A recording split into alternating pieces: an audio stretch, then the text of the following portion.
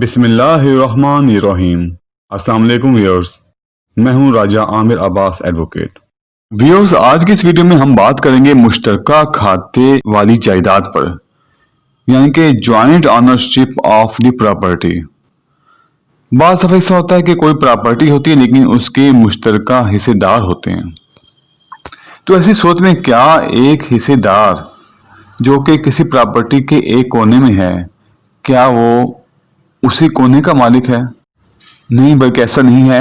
ہر حصے دار اس پراپرٹی کے ایک ایک انچ کا مالک ہوتا ہے، اور یہ سپریم کورٹ اور ہائی کورٹ کی سائٹیشنز میں موجود ہے کہ مشترکہ جو کھاتے دار ہوتے ہیں وہ پراپرٹی کے ایک ایک انچ کے مالک ہوتے ہیں۔ یعنی کہ یہ نہیں ہو سکتا کہ ایک حصے دار کہے کہ اس پراپرٹی کا یہ والا جو فرنٹ والا حصہ یہ میرا ہے، اور وہاں پہ وہ تعمیرات شروع کر دے۔ ایسا نہیں ہے۔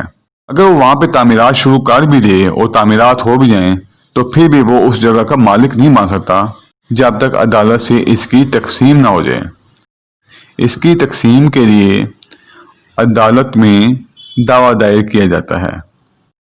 اگر یہ تقسیم زرعی زمین سے متعلق ہو تو ریونیو کورٹس میں کیس فائل کیا جاتا ہے، اور اگر یہ تقسیم کنسٹرکٹڈ پراپرٹی سے متعلق ہو، جیسے کہ مکان، دکانیں، مارکیٹیں وغیرہ، تو ایسی صورت میں متعلقہ عدالت دیوانی میں کیس فائل کیا جاتا ہے۔ عدالت میں دعویٰ دائر کیا جائے گا تقسیم کا، اور عدالت دیکھے گی کہ کیا پراپرٹی کی تقسیم کی جا سکتی ہے یا نہیں کی جا سکتی، کیونکہ سم ٹائمز ایسا ہوتا ہے کہ پراپرٹی اتنی تھوڑی ہوتی ہے، اس کا فرنٹ اتنا تھوڑا ہوتا ہے کہ وہ اس کے حصے دار اتنے زیادہ ہوتے ہیں کہ اس کو تمام حصے داروں میں اس کی ویلیو کے مطابق برابر تقسیم نہیں کیا جا سکتا۔ لیکن اگر پراپرٹی ایسی ہو جو کہ قابل تقسیم ہو اور کسی حصے دار کا حق نہ مانا جائے، تو ایسی صورت میں عدالت پراپرٹی کی تقسیم کر دیتی ہے، اور یہ تقسیم ان کے حصے کے حساب سے ہوتی ہے، یعنی کہ ان کے حصے کے حساب سے ان میں عدالت ڈیوائیڈ کر دے گی۔ اگر ایک بندہ 2 مرلے کا مالک ہے اور ایک بندہ 4 مرلے کا مالک ہے، تو اسی کے مطابق عدالت اس جائیداد کی ویلیو کے مطابق ان میں تقسیم کرے گی۔